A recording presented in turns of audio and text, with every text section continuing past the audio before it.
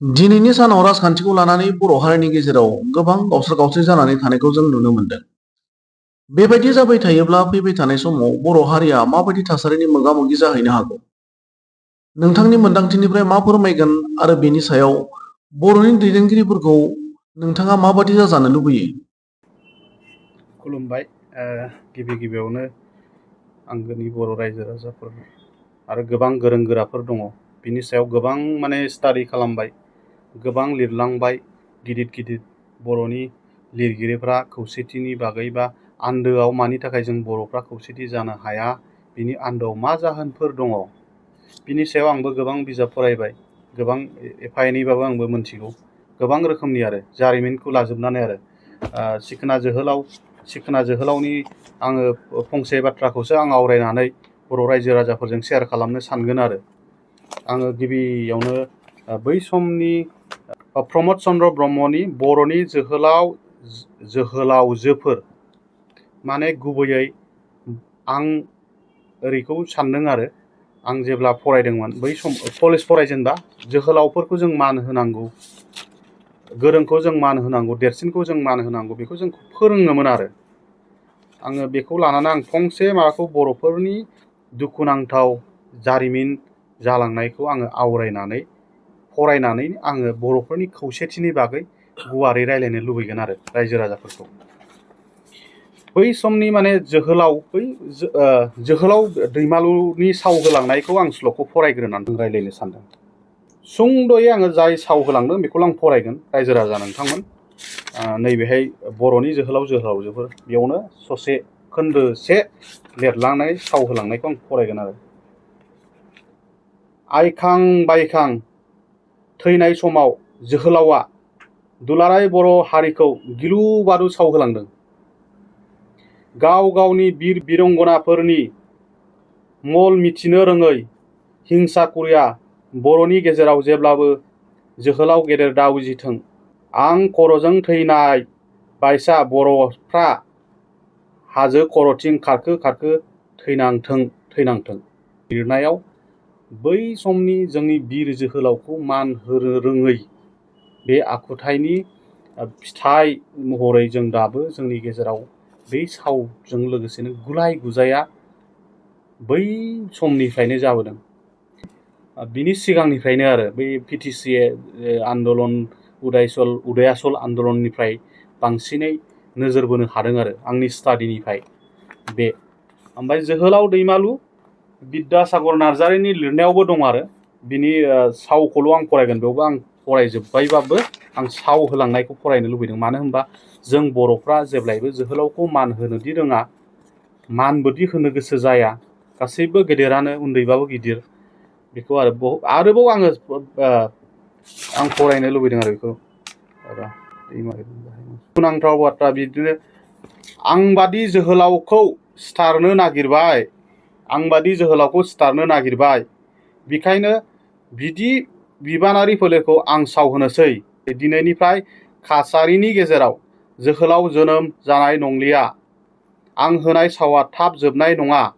जेब्ला गोसोम दाउखाया गुफुर जागोन, गुफुर दाउआ गोसोम जागोन आरो बुरलुंबुथुर दैमाया उल्था बोहैगोन, होमब्लासो आंनि सावा नांगागोन। जेसेबां दिन बेफोर जाया एसेबां दिन काछारिनि गेजेराव खौसेथि फैनाय नङा। काछारि फोलेरनि मानसिया गोजौआव दावगानोबो हानाय नङा। बेखौ साव होलांदों आरो। दा गुबै बाथ्राया जाहैबाय बे जोहोलाव दैमालुनि साव, बिनि असिला लानानै जोंनि बर'फ्रा, दाथ' जों बेखौ लिरनाय महरावसो मोनदों, राइटारफोरनि लिरनाय।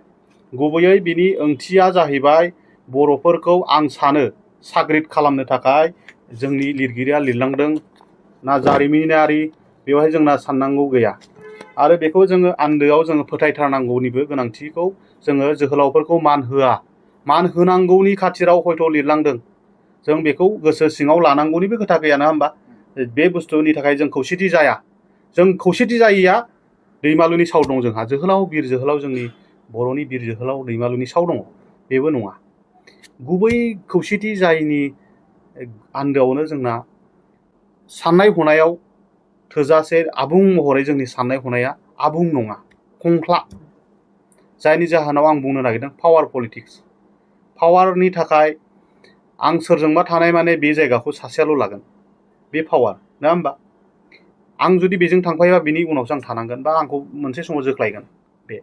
खिन्थु बिनि आन्दोआव आं बुङो बै समनि जि थासारि बेखौ नोजोर होयोब्लाबो गोबांथार कन्ट्रभार्सि स्टेटमेन्ट आं फरायनो मोनदों नैबे ड्रिम फर उदयाचल, बेयाव ड्रिम फर उदयाचल कन्ट्रभार्सि गोबां स्टेटमेन्टफोर दङ। बेखौ नायोब्ला कन्ट्रभार्सि नङाबो जानो हागौ, नंगौबो जानो हागौ। गोबां माने लिरनाय दङ, बे लिरनायखौ नायदों आं बेहाय। चरन नार्जारिनि मावलांनाय, बै समनि पिटिसिनि मावलांनाय, एबसुजों कनफ्लिक्टनि बाथ्रा। दिनैनि दिनाव बड'फानि आदर्शजों आबसुनि गेरेमसा, दुलाराय बर' फरायसा आफादा मोनसे गेरेमसा महरै जोंनि माहारियारि आफाद, एबसुनि माहारियारि आफादखौ जोङो रावबो बर' फिसाफ्रा, रावबो सासेबो बर' फिसाफ्रा माने हेंथाबो होनो हानाय केपासिटि गैया आरो आबसुनि एगेन्स्टआव खामानि मावनानैबो रावहाबो मुलाम्फा जानायनिबो केपासिटि गैया। खिन्थु मोनसे बाथ्राखौसो आं बुंनो लुबैदों, बेखौ लानानै गोग्गानानै दिनैनि सानैसो लिडारफ्रा, नोंथांमोना आबसुनिसो दैदेनगिरि, नोंथांमोना अराय समनि थाखाय आबसु नङाथ', नोंनि फिसाया आबसु जाफैगोन, नोंनि बाय बाहागिफ्रासो आबसु जाफैगोन। दिनैनि दिनावहाय आबसुनि बै समनि मोनसे गोहोगोरा आबसु दालांनायनि बेनिफिटखौ नोंथांमोना मोनदों जानो हागौ, नङा होमबा? बे नङा जे नोंथांमोना आं पावारनि थाखाय सोरबा उमुकजों थाया, उमुकजों थानांगौ, बेखौ आं बुङाखै। खिन्थु गुबै बेयावहाय खौसेथि लाबोनो हागोनानो, लाबोनो हानाय मानसियानो जाहैबाय मा जोंनि बड'फा उपेन्द्रनाथ ब्रह्म। बे खौसेथिखौ बेले बेजेनि गेजेरावबो खौसेथिखौ लाबोफैदों मोनसे समाव। बे खौसेथिनि फिथाइखौ लासै लासै फैयै फैयै जोङो बिटिसिसिम सफैदों। दिनैनि दिनावबो खिन्थु बै समनियावबो खौसेथि गैखाथारामोन, बै समावबो एखेबारे खौसेथि गैया बर' हारिया। दिनैनि दिनाव रोंखा राखा जाबाय, एसेबाबो रोंबाय राबाय, जों गुबुननि खैसाराव जोंखौ डिभाइड एन्ड रुल खालामबाय। बे जाथावना नङा, खारन बड'फानि बुंलांनाय बाथ्राया सेपारेट स्टेटहुडनि गाहायाव माब्लाबाबो एकर्ड जाया, खालामा। एबसुनि मट'आ बेनोमोन।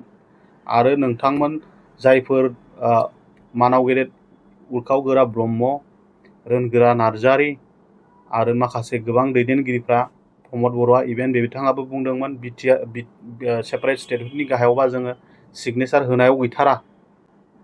बेफोर बाथ्राखौ बावफ्लानाय आनफर्चुनेट, आरो आं कन्डेम खालामो बेखौ, आंनिफ्राय पार्सनेल कन्डेम खालामो नोंथांमोनखौल'। मानो होनबा बेखौ कन्डेम खालामनायाव नोंथांमोना दुखु मोनोबाबो आंहा बर' फिसा हिसाबै आङो रायजो राजानि आशीर्बाद लानानै बयनिबो नोंथांमोननि इभेन नोंथांमोननि सापर्टारफोरनि आशीर्बाद आं लुबैगोन। बेखौ आं बुंनानै आङो दिनै बर'फ्रा खौसेथिखौ बड'फायाबो लुबैदों आरो बर' रायजो राजाफ्रा खौसेथिखौ ओरैबायदि लुबैयो, नोंथांमोनासोना मुलाम्फा जायो राजनितिक भाबै, आरो नोंथांमोननि मुलाम्फानि आन्दोआवनो दङ मुंख्लंफोरनि जिउ बावलांनाय, रायजो राजाफोरनि बावसोमनायनि आन्दोआवसो नोंथांमोननि गोहोगोरा गारि मटर खारदों, नङा होमबा? गारि मटरखौ गाखोनो मोनदों, नों न' बां लुनो हादों, धोन दौलत खामायनो हादों। गासैबो बेफोर धोन दौलतआ मुंख्लंफोरनि जिउ बावनायनि फिथाइ। बेखौ जों जेब्लाबो नङा होननानै बुंनो हाया। मानोना नोंथांमोना बिटिसि जानायखायसो MCLA जानो मोनदों, 30टा सिट रिजार्भ जादों जोंहा, बेखिनि। दा गुबै बाथ्राया जाहैबाय खौसेथिया माबोरै फैगोन? नों सोंनायनि फिननायखौ आं दा होनोसै।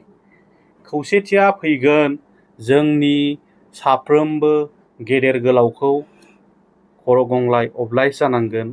जेरै आं नाम लानोसै गासैखौबो, आरो जेरै गिबियावनो सानसुमा खुंगुर बैसोमुथियारि, बिथांनि अबदानफोरखौ बावो, पार्सनेल लालायलायो राजनितिक भाबै। जि मावबाय जाथिनि थाखाय अबदान होबाय, बेखौ अबदान होआखै मानो बुंनो सानो? मानो क्रिटिसाइज खालामलायनांगौ? होबाय, बोराय बैसोसिमबो होबाय। दासिमबो बिथाङा बिटिआर एकर्डआदि नंखाय एकर्ड, बेखौ लानानै बिथांमोना इनिसियेटिभ लागासिनो दङ। बेखौबो रायजो राजाफ्रा दुखु मोननाङा। केससो जादों, जोंनि प्रटेक्सनसो जागोन। 6 सिडुलाव माबा मोनसे भुल जादोंबा कारेक्सनसोनि थाखाय हाइकर्टआव फैदों, नङा होमबा? बेखौबो नङा। गुबैयै जोङो बिथांमोन गासैखौबो मान होनांगोन। जेरै सिगांनि आगुनि चिफ, बिथांखौबो मान होनांगोन। बिथांनि अबदानखौ माने आं बाख्नायफ्लानानै माबा मोनसे सुबिदा लानोथ' नंथारा। बिथांनि मावनायखौ सोर गाबोननि समाव बिथाङा बोरायनानै बे बुहुमनिफ्राय गोमालांबा सनानि हांखोजों लिरनानै दोनजागोन। माबोरै लिरनानै दोनजागोन? भारतनि संबिधानाव 8 सिडुलाव लाबोदों, 22टा लेंगुवेजाव लाबोदों। बे मोनसे जारिमिनारि, बेनो देरसिन बर' माहारिनि फिथाइ। बिनि थाखाय नोंथांमोननि बर' साबजेक्टआ MA सिम थांनानै PhD सिम थांनानै PhD खालामनो हानाय इउनिभारसिटियाव PG कर्स खालामफैदों। मोनफ्रोमबो डिब्रुगड़आव इउनिभारसिटियाव दङ, गुवाहाटी इउनिभारसिटियाव दङ, आरो गुबुन गुबुन कटन कलेज इउनिभारसिटियाव दङ PG कर्स हिसाबै गोबां जायगायाव दङ आरो दंबावो बुंथ्र' हायै। बड'लेण्ड इउनिभारसिटियाव थाखाबायानोसै, आरो central institute of Indian language डिपार्टमेन्टआव जोंहा दङ, आरो गोबां स्कपफोर मोननो हादों बेनि गेजेरजों। आरो बिनि आन्दोआवनो दङ गोबां प्रफेसार साख्रि मोननो हादों, आरो गोबां बिथिङाव प्रजेक्ट, ट्रेन्सलेसननि प्रजेक्ट, आरो CIL नि आन्दाराव माखासे गिदिर गिदिर प्रजेक्ट, आरो माइसुराव साख्रि मोननो हादों 6 सिडुल जानायखाय, साहित्य एकाडेमि एवार्ड मोननो हादों, बायदि बायदि बिथिङाव 8 सिडुल जानायखायसो बे सुजुग सुबिदाखौ मोनदों। 8 सिडुल जानायनि आन्दोआव सोर दङ? रमान स्क्रिप्ट मुभमेन्टनि आन्दोआव, रमान स्क्रिप्ट जायफ्रा आन्दलन खालामदों, जिउ बाउदों, बिथांमोननि अबदान दङ। लिरगिरिफोरनि अबदान दं, बै समनि लिरगिरिफोरनि, गोबां लिरगिरिफोरनि अबदान, गासैनिबो अबदान दङ, नङा होमबा? बिसोर लिरनाय कारिकुलामाव लाबोबाय। बेखायनो दिनैनि दिनाव बिथांखौथ' 2003आव लाबोनाय हिसाबै बेनो सबसे गिदिरसिन जोंनि बर' जाथिनि समायना सनानि थिंख्लि मोनबोदों आरो बर' रायजो राजाया। बिराद गिदिर सनानि थिंख्लि मोनबोदों। बे सनानि थिंख्लियाव दै लुनानै मानाव गेदेर सिगांनि हाग्रामा महिलारि बिथाङा आरामसे गोथार दैखौ दा लोंगासिनो दं। आरो गोबां साहित्यिक, गोबां बर'नि लिरगिरि, गोबां बर'नि साख्रिआवला बिथांमोना। आरो देरसिन बाथ्राया जाहैबाय 6 सिडुलाव मोजां मोजां साख्रि मावग्रा, नङा होमबा? इनकाम टेक्स एक्जेम्पसनबो मोनदों जोंहा। बेनिफ्राय आरो मा नांगौ? रां जोंहा मुलाम्फा जादों। टेक्स एक्जेम्पसन जोंहा 6 सिडुल नालाय, 6 सिडुलाव टेक्स एक्जेम्पसन जायो, आरो बिनि सायावबो जोंहा स्टाडि गोनां खोथा दं आरो बेफोरबायदि। दा बेखायनो गेदेर गोलावखौ मानो थाखाय मान होनांगौ, जों मानि थाखाय गावजों गाव मुं सुलायनाङा, नङा होमबा? आरो मोनसे समाव जोंना सोरखौ मान होबावनांगौ आं बुंनोसै, आरो गासैखौबोथ' मान होखानांगौखा। रन्जित शेखर मानाव गेदेर फार्मार गभर्नर जालायनाय, NSGनि DGP जालायनाय, DG जालायनाय, बेफोरबायदि गिदिर गिदिर CRPFनि DGP जालायनाय, बेफोरबायदि इमान जोंनि थाखाय हाथरखि बर' माहारिनि गोग्गानाय लाबोयो। आरो माने उमुक होननाय लोगो लोगो गोग्गानाय मोनसे, बै समाव Harishankar Brahma chief election commissioner जाबोलायनाय, बेफोरबायदि बर'नि गेजेराव गोग्गानाय लाबोयो। बिथांमोनखौ जोङो जोंनि बर'नि ओरैबायदि मान मर्यादा होनांगौ, मान मर्यादा होनांगौ। बिसोर जोंनो मानो होनबा गोग्गानाय लाबोदों। गंसे गामियाव सासे मोजां गिदिर डक्टर जानाय माने बिराद गोग्गानाय, मोजां सासे मा जानाय माने गोग्गानाय। दा बेफोरखौ जोङो जोंनि जायफोर फल'वार, UPPL फल'वार, ABSU फल'वार, BPF फल'वार, जों बे फल'वारफ्रा स्टाडिसो खालामनांगौ, बबेया नंगौ बबेया नङा। दिनैनि दिनाव बे बुस्थुखौ स्टाडि खालामनांगौ। दिनै जोंखौ आं रायजो राजाजों मोनसे बाथ्राखौ बुंनो, आरो आं दिनैनि दिनाव एसे गोसारलि रायलायदों। दिनैनि दिनाव बर'फोरखौ जोंखौ खोलोमनि दावहायाव फेजेननो नाजागासिनो दङ। दा खोलोमनि दावहायानो जाहैबाय जोंखौ बिटिआर एकर्डआवनो आराम्भ खालामजेनदों। आं बेखौ मानाव गेदेर दानि CEM बिथांजों फनाव अलरेडि आङो बै समावनो 13 डिसेम्बर मोनायावनो आङो बिथांजों रायलायनानै एलार्टखौ होखानाय जादोंमोन। दा बेखौ बिथाङा रिमाइन्ड खालामनाया मोजां। आं खोन्थाया, आंनाव दंबाबो आं रायलायदों, मा रायलायदों गाव गोसोआव रोखा रोखा दंखाजोबो मा खालामनो नागिरदों। आं बुंदों खोलोमनि दावहायाव नोंखौ फेजेननो नागिरदों, जोंखौ BTCखौ होफ्रांदों साननानै गुबुना जोंखौ मेगन सानानै दङ। दा बे मेगन सानायखौ जोङो, आरो गुबुना जोंखौ गावस्रा गावस्रि खालामनो नाजागासिनो दङ। जों खौसेथिनि जायनि गुबै खारनानो बेबो जे गुबुना जोंखौ खैसाराव खोलैयो, बे खैसाराव जों नाङो। खैसार माने मोनसे फान, नङा होमबा? बेयाव जोङो खैसाराव गोलैफ्लाङो। खैसार सानायाव जों गोलैयाबानो जोंहा जाया, नङा होमबा? जोंखौ गाज्रिया एटाक खालामनो हाया। गाज्रिया माब्ला एटाक खालामो नों खैसाराव साबाय नों मोजां नायनानै थाबायासै दा मोजां हान्थिनानै थाबायनांगौ ना दा हान्थिनानै जों थाबायनो रोंला खैसाराव गोलैबाय नै सुथुरा उमुगासो फानखौ सादों उमुगासो सादों ना होमबा गावजों गाव बे मोनसे गाज्रि थासारि बे मोनसे खौसेथि गैयैनि गुबै खारना गुबुननि खैसार लोगोसे जोंनि पावार बे मोननैखौ ज्राब गारनानै बेखौ ज्राब गारनांगोन आरो ओमफ्राय आङो मोनसे आरो गुबै बाथ्राखौ बुंबावनो एखेबारे रायजो राजाजों आं रायज्लायबावनि आरो मोनसे बाथ्राखौ जों बर'फ्रा माबोरैबा दिनैनि दिनाव थावरिगोना मोनसेल' राहासै जोङो मोनखानाय गोहोखौ रैखा खालामनांगोन मोनखानाय गोहोखौ रैखा खालामनोबा माबोरै रैखा खालामगोन दिनैथ' गावस्राजोबनानै दङ राजनितिकआ मोनथाम मोनब्रैयाव जों गावस्राजोबनानै दङ जोंनि बर'नि माखासे दैदेनगिरिफ्रा सोरबाबा राष्ट्रिय नेसनेल पार्टियाव दंहैयो मोजां मोजां लिडारानो दंहैयो ना होमबा सोरबा बिपिएफ जानानै दं ओमफ्राय सोरबा इउपिपिएल जानानै दङ ना होमबा दाना जोङो जोंनि दैदेनगिरिफ्रा गावस्रानानै दङ एसेल'खासो जखायसेल'खासो जोंनि मानसिफ्राथ' गावस्रानानै जों मा खामानि मावनो हागोन जेबो मावनो हाया जों माखौ गिदों दिनैनि दिनाव मानगोनां दानि प्रेजेन्ट सिबा माखौ गिदों फालाय कनसेन्सास जा नोंसोर रायलाय दोल गिगोन गाबोननो गिखांगोन बिसोरजों जानाय नंला बिसोरखौ थगायनो हाला नोंसोर ज' जानानै लटारि गेलेनानै नोंसोरो सिब जा खौसेया बबेयाव फैया बेलाय नों माहाजोन जामालाय नों देनां लांफानो हागोन नामा बिराद माहाजोन जानानै रावबो धोनखौ लांफानो हाया बर' रायजो राजाफोरनोनो बे बुस्थुआ बर' रायजो राजानि आइ आफानि रावबो बे गोजोन थासारिखौ लुबैनानै नोंथांमोना बयजोंबो रायलायनानै मा खालामनांगौ दिनैनि दिनाव कनसेन्सास जानांगौ बर'नि लिडारफ्रा ज' जानांगौ मानो गुबुनखौबा जों आथिं हमनो हायो आंथ' नुदों मिडियायाव बिराद गुग्रुब खुलुमदों बे माबा सार्किट हाउसआव क'क्राझाराव जोंनि असे बिमा बिफाखौ जों खुलुमनो लाजियो जोंनि असे बिदा बिदिर जोहोलावखौ जों खुलुमनो लाजियो खिन्थु गुबुनखौ सुजुग सुबिदाखौ बेनो होथारसिगोन जोंनो गुग्रुबा गुग्रुब खुलुमनाय आं लाजिखादों जाय गोदोबो जोंखौ खैसाराव खोलैदों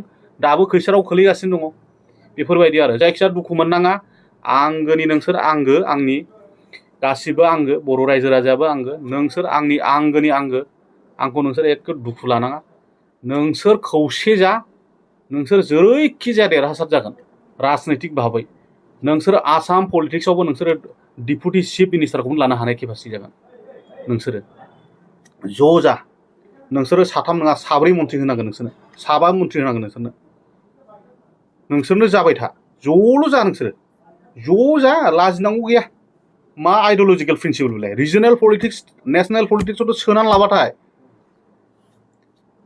सोनानै लाबाय बुजिदो रायजो राजाफोर बै समनि थासारिनिफ्राय गाज्रि थासारियाव फैगोन आं बेखिनिखौ खौसेथिनि गुबै मोन्थोरखौ आंनिफ्राय मोन्दांथिनिफ्राय बुंबाय जै बर' हारिनि माबाफोर माने गोरोन्थि जादोंब्लाबो आं बिनि सायाव सोदांनानै उननि बेलायाव बुंनो थाखाय आङो सुजुग सुबिदा रायजो राजानिफ्राय लुबैनानै आंनि बुंनायखौ बेखिनियावनो फोजोबबाय जै बर' हारिनि जै